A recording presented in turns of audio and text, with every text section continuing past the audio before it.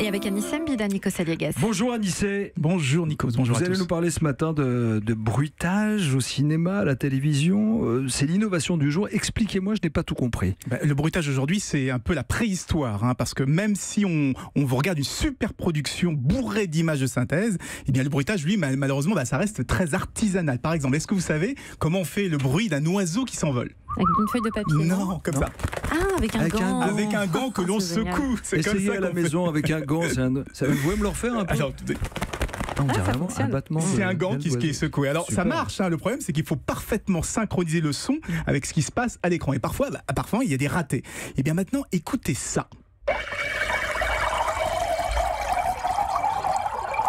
C'est un vase qui se remplit, Ouais. mais c'est un son qui a été généré complètement par ordinateur. On vous a mis la vidéo sur le hashtag Europe 1 et vous verrez, il est parfaitement synchronisé avec les mouvements de l'eau. On a même la petite goutte qui remonte à la fin. Et c'est très difficile à reproduire si on prend simplement un vase et de l'eau. Écoutez maintenant un autre exemple. Là, c'est encore plus compliqué. C'est un bol qui tombe.